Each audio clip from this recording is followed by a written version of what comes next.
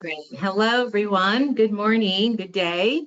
Welcome to Experience webinar for the Risk Control Conundrum for Credit Bureau Reporting. So I'm Carmen Hearn. I'm the Vice President here of Product and Marketing here at Experian Data Quality. And I'm here with my good friend, Andrew Marr. And we're going to talk to you today and have a conversation about some of the challenges that some of our customers are having with reporting of their account data to the credit bureau. So before we dive in, I'm going to let Andrew do a quick introduction for our watchers and our listeners today. Andrew. Oh, Andrew, you're on mute. We can't hear you. Classic audio issue. Just started off. You love to see it.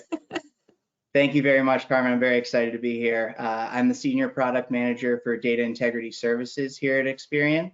Our 3 focus areas in data integrity services are providing subject matter expertise that helps furnishers meet their regulatory and compliance obligations for data reporting, providing actionable data insights to streamline Metro 2 reporting improvement and analysis to benchmark performance against the industry and peers, and ultimately drive positive member experience by minimizing disputes, reporting inconsistencies, and validating what Experian has on our database. Great, Andrew, thanks so much. Well, I'm very excited that you're here to have a conversation with me and with us. And to our watchers and our listeners today, again, thank you for making some time to participate in what we hope is a webinar podcast style conversation. So our goal is not to throw a lot of slides at you, but really just to help engage in some topics that we've heard about. So to help set the stage, Andrew and I have been talking about things that we're kind of seeing and hearing. And so there were 3 things I know we really wanted to talk about this morning, or again, wherever you are this afternoon. One of them was, we certainly wanted to talk about our credit unions and our customers and our clients that work in that space. They are certainly different than a retail bank. And we certainly have heard a lot about member experiences and things that they're sort of working through in this modern day and age. So I want to make sure we talk about that. We also want to talk about what is sort of this conundrum, like what is really happening in the credit union space, where we talk about their data and we talk about the way that they're furnishing the data. And third, specifically, we wanted to give some examples of some solutions and things that we hope people will sort of say, oh, I didn't realize that we could do that, or that those tools are available to us. So with that, I just want to kick it off and talking a little bit about our credit union space. And I know, Andrew, you and I have talked a lot about just how unique they are. We've talked a little bit about the way that, you know, our product suites work. So again, to remind you and others, again, I sit in a space here at Experian called Experian Data Quality. And so my area really is about looking at the way data is created and the quality of that data as it goes out the door. But I know we've talked about credit unions and just how inspiring they are for us as clients. They typically talk to us a lot about their members, and typically, you know, when we think about the way the credit unions approach their membership, it's very personalized. We've talked a lot about, you know, the big bank environment, and there's certainly a lot of change going on in the market right now. And we see and we've heard that, you know, the credit unions certainly are thriving in their communities. They certainly are looking for ways to bring more value to their membership. And clearly, right, they want to do things right. The membership is very important to them, and they listen a lot to their feedback. And clearly, not that the big banks don't, but there's just something special about when you're connecting to your community the way our credit unions do. But I know I'm probably missing something, right, Andrew? I know you've got relationships there too, but what else? Like, what else have we heard from them? I'd say I'm always blown away when I attend credit union forums and you know, support conversations with our credit unions about just the dedication to the membership. Obviously, at Experian, the data that's furnished to the Bureau is the foundation of everything that we do. It impacts the consumers and their credit profile and scores. But for our credit unions, it really enables them to make informed lending decisions and provide that excellent member experience that members are looking for. Credit unions also have to navigate the same web of compliance and accuracy obligations, and that can be very labor intensive. It can be time consuming, can even be expensive. They have state and federal acts that they have to abide by for accurate reporting and maintaining high quality data to stay compliant. Ultimately, what I've seen is that, and why I personally am a credit union member, is that we choose this with the expectation of a closer personal connection and an expectation of care that's taken to ensure that positive member experience. Yeah, I thank you. Yeah, I know that we both certainly agree that the credit unions, they are different in the lending landscape. And, you know, I'm pretty grateful that our clients actually spend time with us to tell us about what's going on in their space. But I wanted to share a little bit about some of the things that I've heard and some of the problems that they're facing in, you know, the sort of data landscape, right? And so one of the problems that has started to emerge in the credit union space is this, what we call the risk conundrum. It's kind of the title of our chat this morning, but it comes to talking about how you're managing the risk, right? So there's certainly an aspect of the quality of the data. There's certainly an aspect of integrity of the data, but a lot of times our credit unions are coming to us saying, I need to know a better way to know how my data looks before it leaves my organization. Like, I've got a compliance officer or I have a compliance team that I'm working with, and they certainly are asking me to address the risk management aspect of it. Do I have good risk controls in place? You know, how do I work this with my leadership? My leadership is also trying to figure out, you know, what are the problems that I might be having, and how do I solve for that, right? So a lot of times what we hear is, you know, the data is trying to be managed. The data certainly from a consumer account perspective, right? Once it leaves the door, it's gone, right? Most of the time, it's difficult to pull that file back and really understand what's going on with that consumer, with that member. And I think you just said it earlier, right? They're offering solutions and they're offering unique ways to put products into their space. But unlike, you know, the big banks, part of this risk conundrum, if you will, is that they just generally don't have the scale of team, right? So they're typically very limited by resources. Oftentimes, right, in our space here, people still refer to this as the back office, right? And that's common. Most of the time, the big companies have understood they've got a regulator with them, the CPB's on top of them, and typically they've got bigger teams, they have bigger wallets, and so they'll put, you know, resources against it. But generally speaking, here what we have found is that having a dedicated team is a nice to have, right? The scale's not there, the size is not there. And so because of that, it's almost it's difficult to put in a risk function, like a pre-check function more than probably what they're already doing.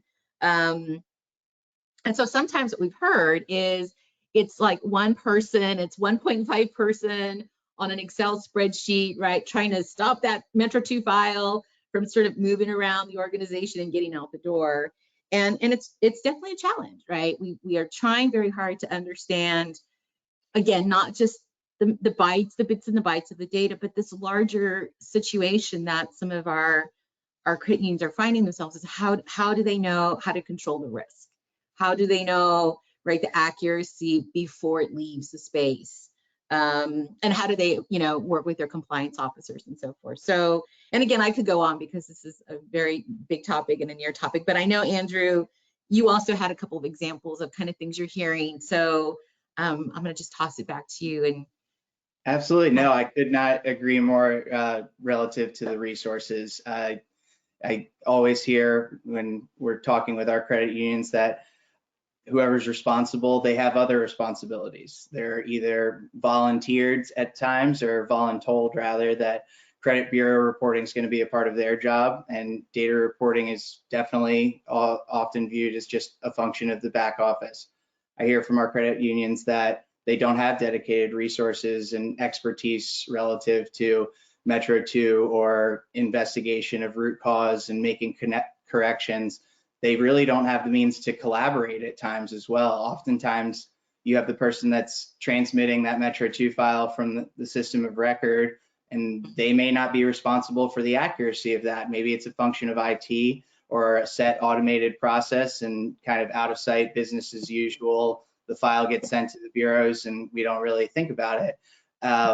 They might not also have documentation of their system of record to understand what are their business rules relative to the different things that they're doing within their business and products that they're offering to their members. And within that system of record, they may not understand the settings that are relative to the Metro 2 guidelines and have documentation around how to adapt when things change. The resources and the silos oftentimes that we see is that there's a data furnishing person who may be voluntold that that's going to be part of their job description. There might be an IT person who's managing the system of record but doesn't really have subject matter expertise. And then you've got the dispute side of this, because ultimately data that is reported can be disputed, and we're seeing a significant increase over the past 4 years of just sheer dispute volumes. But without having those, you know, meaningful ways and background of how to connect and perform regular evaluations of the furnished data and understand how to do root cause analysis, and you're unable to really recommend changes or process enhancements. And that results in trades not getting to file or repeat rejects or, you know, increased disputes. And back to the back office piece, because it's oftentimes seen as like a back office function, that we really see that it's a challenge to justify any sort of investment towards these things. It's not seen as a ROI driver tied directly to revenue growth. And sometimes it's a reactive process of ensuring compliance or accuracy, and it could take legal action or, bad press or regulatory audit to the bad stuff, right? take action. And that should never be the piece, because that reactive approach can definitely be damaging to the overall member experience if it's kind of a wait until something bad happens type of approach. But I mean, I think that the important thing that we consider when from an experience perspective is that it's a continuous review process. The data furnishing life cycle never ends, and it's really imperative as review continues that you're evolving with the changes necessary for business operations, and as regulatory guidelines change, that you're able to adapt. Within data integrity services, we support our furnishers with consultants that have been on the side of data reporting, who have 20+ years of data reporting knowledge and Metro 2 compliance. They're on the Metro 2 task force with the CDIA. So from this perspective of the life cycle, and we have this slide up kind of detailing at a high level where the fits are. Early in the life cycle, we perform data reviews. We provide Metro 2 best practice and guidance, and do things like core system mapping so that you have documentation in place. Later in the life cycle, after a file's been submitted, from a data integrity service perspective, we're enabling our furnishers with automated reports and dashboards to understand how to make corrections, how to streamline investigations, and understand how to monitor performance across multiple disparate portfolios from different systems. And that can be really challenging. And from a post-submission perspective, we try to make it as actionable as possible with the solutions and consulting support that we're providing. But I know from your side and with EDQ's DataArc 360 solution that's really helped customers with analysis prior to submission to the bureaus, and really establishing that risk tolerance and controls. And is there, do you have a specific example or story that you felt really emulated this or was successful in kind of implementing that risk tolerance? Yes, I could use more time actually, right? But no, we do. And so you're right. What I appreciate about the picture that we're showing is that it is a life cycle, right? And we've talked about this, and sometimes I know we couldn't agree more that it's an ecosystem, right? We couldn't agree more that there's, sometimes people ask us, where do you start? Like, how do you start even in looking at, chicken and the egg, right? I've already sent the data, or I've got the data with me. What's a good place to start? And I think what you and I have found is that you can't go wrong anywhere where you start, right? Sometimes it is with you. The data is already received at the door of Experian, and you have the ability through, your tools and your consultants and your technique, which is the data trader services part of it. And I think it's extremely helpful. Why did the data get rejected? And so for the great examples.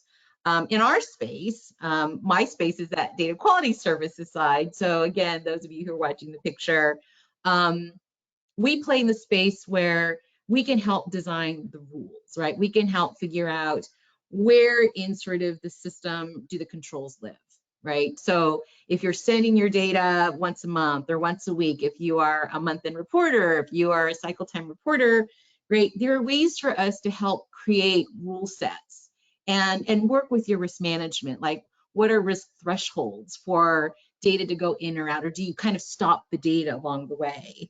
And I think that's what is important, is when we look at the cycle, right? I can do the, program the system with the rules, and I can review the file before it goes out the door. And then there are handoffs, right? There's transition handoffs. You have a technical team maybe that's helping sending your file out. But the benefit is, yes, it can cycle back to where you guys are at. But here's what I would tell you. The example that I wanted to share was, oftentimes the CPB as a regulator, they're looking at the big guys, right? They're looking at big companies, big assets. And so that means that in our credit union space, they're small for the likes of the CPB, but they're large in the sense of they are playing by the rules of the FCRA. They have commitments to their membership. And so they're in a weird space, right? They can't ignore, and they're not, right? They're trying not to ignore what their obligations are to the rules and the regs and so forth. And so I wanted to share an example of another firm, another company. I'm just going to call them Company A. And basically, we had a relationship with Company A because they were a growing company. They certainly had a very small manual process when it came to their Metro 2 and their data reporting file. And they really only had a back office team of, as I mentioned, that 1.5, like a 1.5 set of staff. And they were really trying to do a check of everything. So they try to build some rules in Excel. They're trying to manipulate a file, and they're trying to stop a file to say whether or not they could fix data. And that's a challenge, because you fix the data, does it go back to the system of record? I mean, it can get very, very messy really fast. And so when we came in, their ask was, how do we know? Like, one, how do we know what's going on with our file? Can I figure out the quality of my file? Do I know what's going to hit? Because not only am I going to send my data to Experian, but I'm going to send it to TransUnion and Equifax and the other, CREs that are out there in the space. And so when we arrived, we said, well, what do you think your data quality is? And they said, well, we're guessing. We're going to guess we're somewhere between maybe 90, 94, 95%. And we said, well, how are you getting to that number? Well, we're sort of looking at like our disputes, and we're sort of looking at the size of our portfolio and maybe a few of the complaints that have come through. And we're certainly, watchful for things that are coming through that maybe go to the office of the president. But in general, right, they were sort of using proxies, and they certainly were not meeting the risk conundrum, which was, did they have risk management and a control mechanism and an accuracy gauge, right, that actually told them what was happening. And so what we did is we said, well, we do have a solution. It is our D360 box, and it's a pre-configured solution. So it comes with 130 rules right out of the box. You can certainly build more, and they did. But it allowed them to quickly isolate, here's what our file looks like right now. We didn't do anything, and just right now, without sort of, creating a rule set or trying to do anything that felt sophisticated, what we learned was it wasn't that bad, actually. They were about a 95% quality. But their risk team certainly came into the mix and said, actually, we need you to be more like 98%. The tolerance of our business, the way that we work with our regulator, and the way we appease membership and know that we're doing the right thing is we want to be more at a rate of like 98% quality. And so we came in, we helped them put these rule sets together. They started identifying where certain things were falling outside of those rule sets, things that were breaking tolerance. And what we found was that we could certainly give them a metric, we could give them an artifact to share with their leadership. We could certainly give them a dashboard, if you will, that showed them exactly what was going on in their file before they sent it out the door, right? And so what I'm showing here is really just very simply, it is an example of what our environment produces. So I like it because you could certainly get caught in the columns and the rows and the rules, but sometimes leaders and managers just want to know, where am I? Like, what is my score? Like, what is going to leave my door? And as part of our dashboard, you'll notice some of the big call outs are, there's like this big purple box that we've got, which is average score. And that starts to tell you, based on all the rules that we're putting the data through, the accuracy of that data, meeting the definition of risk, et cetera, meeting the, the CCRG requirements, et cetera, that there's a confidence level. This is, a made up example, but it says 92 here. Yours could say 95, 97. And for this particular company we were working with, that big box, that big percentage box really became valuable because they could show their management now. They can say, hey, look, we didn't know how to build for the risk conundrum. We have to build some risk controls. We needed to know the accuracy before it left the door. We didn't know how to build a report. It wasn't working on the Excel spreadsheet. And now we have this. And now it shows us how many accounts were put through the environment. We have our rules that we can look at.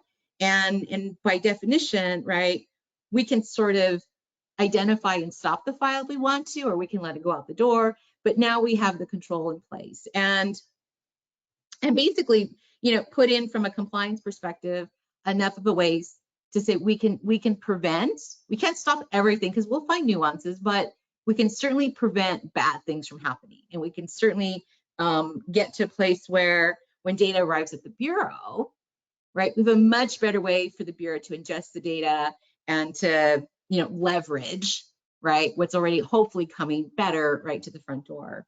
And I think that's where you come in, though, right, because now you are a part of the team that receives the data. And so maybe you could share a little bit more about, when it comes to, again, thinking about that cycle, right? So I'll hand it back to you then. Yeah.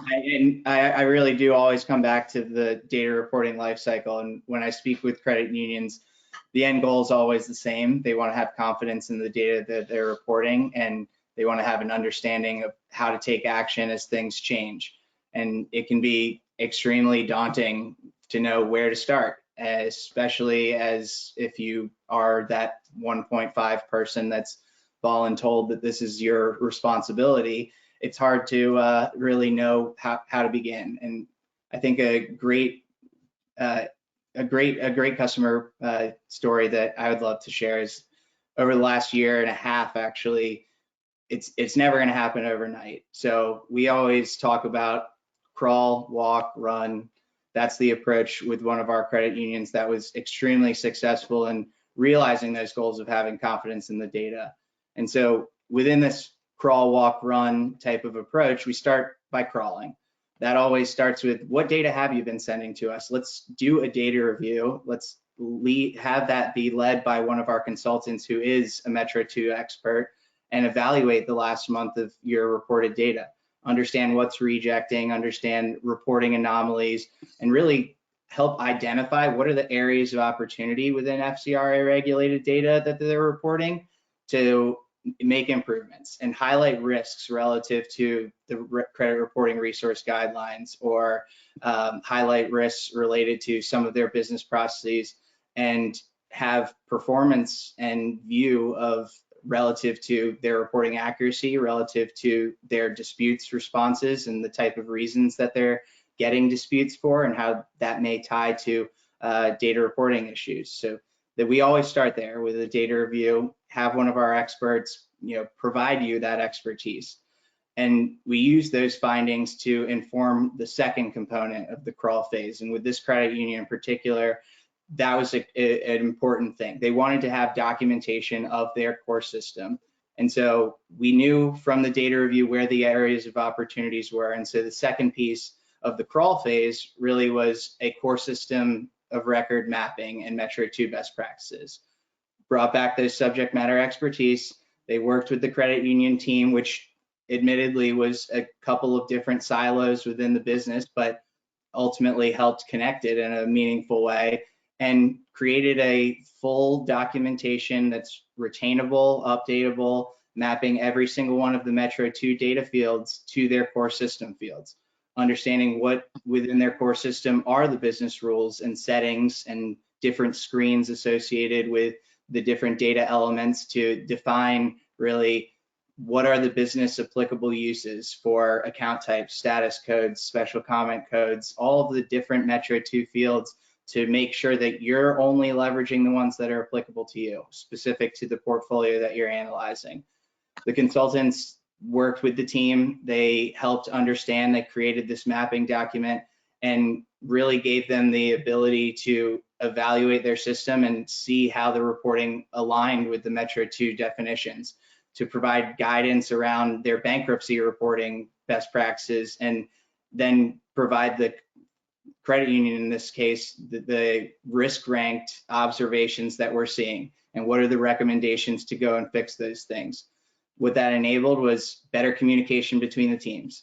They're able to now make informed, suggestions around processes enhancements relative to the core system, which in many cases, nobody but maybe one person has true understanding of what that core system is. So kind of taking in the core system and mapping that to the guidelines and how your file gets created is a pretty empowering thing. So that's our crawl phase. Now we're crawling. We've established this foundation and we're ready to go from crawling to walking. Now we have the foundation, we understand, and the way that we enabled this credit union to walk was through self-service automated monthly reports. So your Metro 2 data is submitted. We're going to receive that as Experian, analyze it, go through a number of different checks to make sure that we're only taking in the best possible data to update our trades and consumer tables within the File One database. And the output is a automated monthly report. Now, the data is submitted.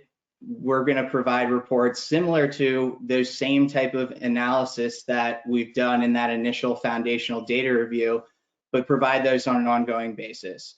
Provide things like a detailed reject report with visibility into the raw data fields. Oftentimes that can be a challenge, especially when you may not have visibility into the raw data that's getting submitted. So understanding what accounts are rejecting and what specifically the data issues were is extremely empowering for that investigation process to understand the root cause analysis. It's right there. We go a step further with the reporting anomalies and also leveraging outputs from our data furnisher monitoring program for stale trades and disputes performance. So with that, these automated reports, the really cool thing when you think of the data furnishing lifecycle is these are best practices that then fit within their regular review process, whether it's cycle reporting or monthly reporting. They understand that they're going to receive this information and know then how to work with the right teams in order to correct that on the core system or improve it through a ACDV edit or the next file that's going to go out the door. And ultimately consult on Metro 2 best practices and how to validate leveraging Bullseye or on-file data to review the trade line accuracy to make sure that what was reported is displaying correctly on the Experian database and ultimately on the consumer's credit profile. So that's really the walk phase. Now we're implementing processes that are a part of the regular data furnishing lifecycle. It's helping to improve month over month over month, and it's a part of the process. Now we're comfortable walking, time to start running. And really within the run phase, it went from self-service monthly reports to real-time insights and monitoring. So this particular credit union that we are working with leveraged the data integrity insights dashboards, which are fully automated, managed by Experian, automatically updated every single day. So if you're a cycle reporter, you're reporting on a daily basis. As soon as that file is processed, now you're able to see what happened. And that timeliness is super impactful when you're constantly dealing with like a backlog and you're trying to make progress towards that. This furnisher in particular had a consumer lending portfolio that they managed in-house. They had a credit card portfolio that was supported through a third party that they really didn't feel they had visibility into or really the ability to kind of make changes in a meaningful way. But with these dashboards, they're able to not only visualize their reporting and disputes performance file to file, month over month, relative to each of their portfolios. They now had, the necessary actionable information automated on a daily basis to be able to make those changes.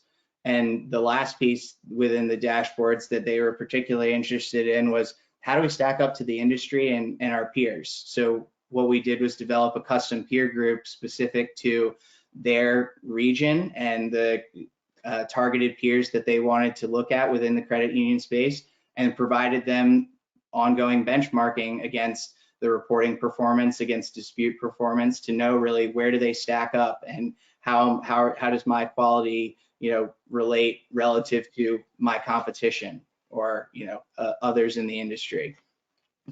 And so that's now we're running. They have a monitoring process in place. They're getting real-time insights. They're able to dynamically understand portfolio to portfolio, day to day, subcode to subcode, and also at an enterprise level for their leadership to provide visibility into where are these disputes coming from? How are we doing in terms of our overall improvement and reduction of errors and disputes? And the last thing that we did as a part of the run phase was a detailed consultant-led on-file reconciliation. So leveraging that subject matter expertise that Experian has, our team created a detailed report and performed analysis to show the differences between what was getting reported and how does it display on Experian's database. So through this engagement, we're creating a report, and then the consultant is walking them through to show this is how you sent your file in, this is how and why Experian processed the files, what happened, and were there any transformations that were required? Because we're always going to try to accept all of the information possible. We have specific reject rules, and we also have ways in which we transform the information so that we try to limit the amount of rejects that come through. But providing transparency into how that data is getting sent versus how does it look on file, and really the why behind what Experian does to process the data was super impactful, and then kind of led to a greater understanding of how we process data and how they should look to improve their overall approach. So that's sort of our crawl, walk, run type of approach, and it was really cool because it went from starting not knowing where to start to now this credit union has actionable intelligence. They're able to be empowered to collaborate within their teams in a meaningful way, and they really have confidence in the data now that's driving their lending decisions. So they can say to their leadership, look, this is the improvements that we're making. We know that this data is accurate, it's going to file, and you can have confidence in expanding the lending offerings that we're able to provide. So that was the one of the coolest stories that I've seen to go from start to finish in that way. No, it's it's a great story, right? You think about an organization that certainly is trying to get hands-on. What I love though, Andrew, is like your story and my story. We try to always bring things that are simple, if you will, right?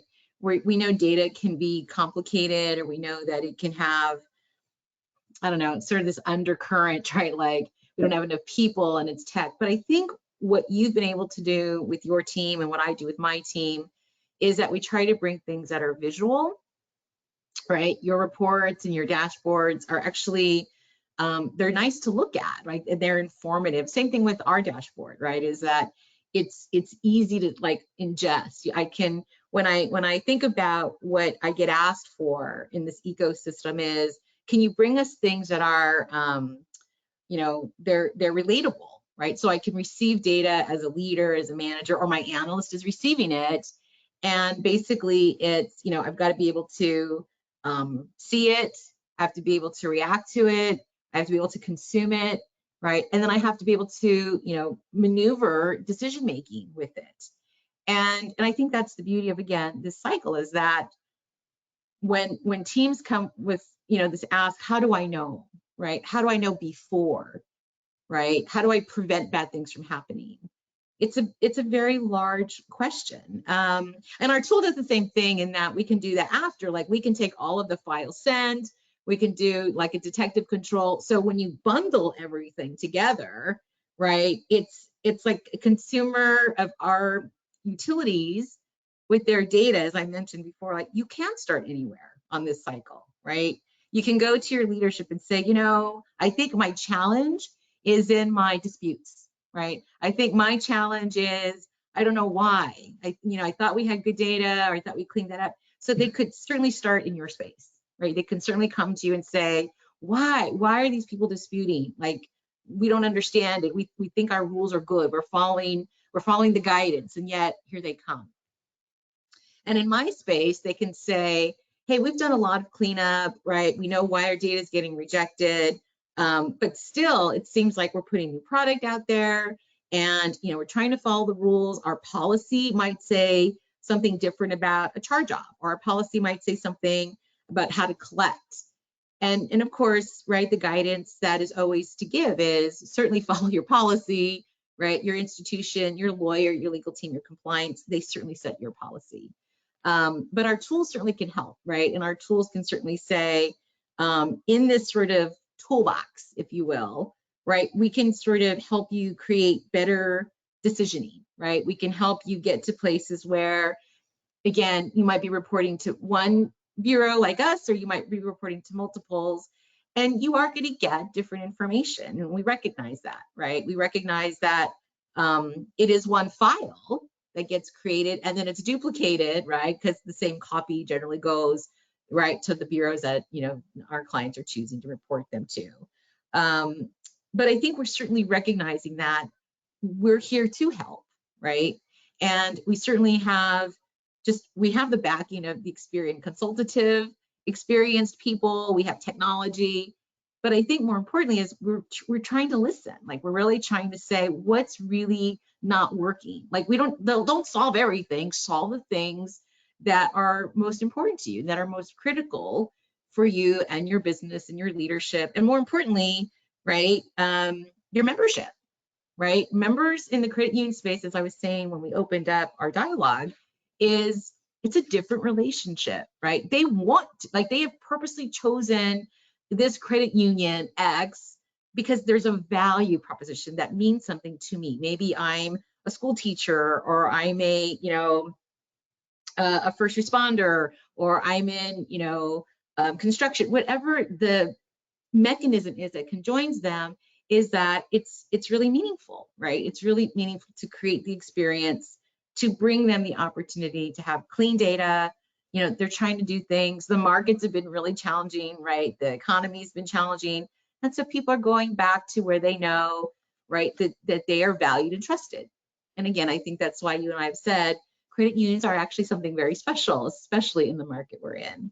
But, you know, I know we're going to get ready to close here in a minute, but, you know, Andrew, again, I think about the file, and I think about what we're doing and what your team is capable of doing. And, you know, I wanted to ask you just real quickly, can you talk about your consultants just a little bit more? Because I think that's an important part of them, our team, knowing that we are here to serve. Like, we are here to bring good thought leadership, but experience. I was hoping you could, you know, maybe close on your side with that. Yeah, absolutely. I think that, you know, we always lead with subject matter expertise, and oftentimes that's the challenge within this space of credit unions, is that there really is a lack of subject matter expertise relative to Metro 2. You know, the consultants that we have on our team have either been at, you know, major banks or credit unions, or you know, have been with experience within data operations for a very long time. So they understand what it takes. They know the Metro 2 CRRG guideline book backwards and forwards, and, you know, can give timely recommendations around what changes need to happen. So we always lead and with the subject matter expertise and really rely on those folks. And then we look to kind of, you know, what I think one of the coolest things that we've really taken note from listening to our credit unions is that because they're strapped for resources, and because, you know, oftentimes it's, you know, disjointed teams or a function of the back office, we need to enable them with things that fit within their furnishing life cycle. So the expertise will lay the foundation, and then the, you know, ongoing things that you can implement from a reports and technology perspective will really help get you from that crawl phase to that walk phase, and ultimately monitoring and running. So that's yeah, I'm super grateful to be working with the credit unions, because I know from my experience, it really is a different type of experience when you're working with credit unions. You can feel it in your community, where you see the investments that they're making to improve your community at times, and you can, you know, feel it from the experience that you have walking into a branch, and, you know, understanding that there's going to be that level of dedication and care taken. So that's the same level of expertise that we try to bring and care that we take when we're working with our credit union partners.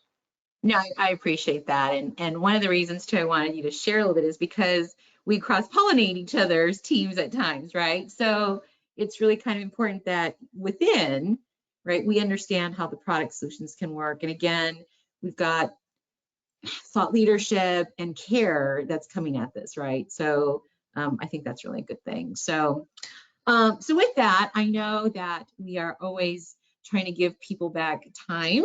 It's always a crazy day here, but I'm just going to actually start closing this up a little bit.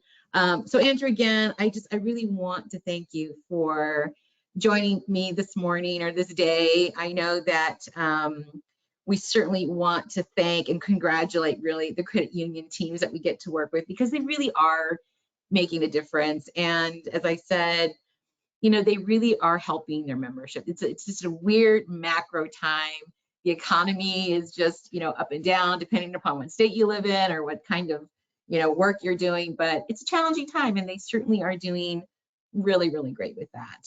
I'm certainly grateful that you and I both have examples where, you know, fairly recent examples, actually. This is not like distant stuff. This is current stuff that we've been able to come in and help, right?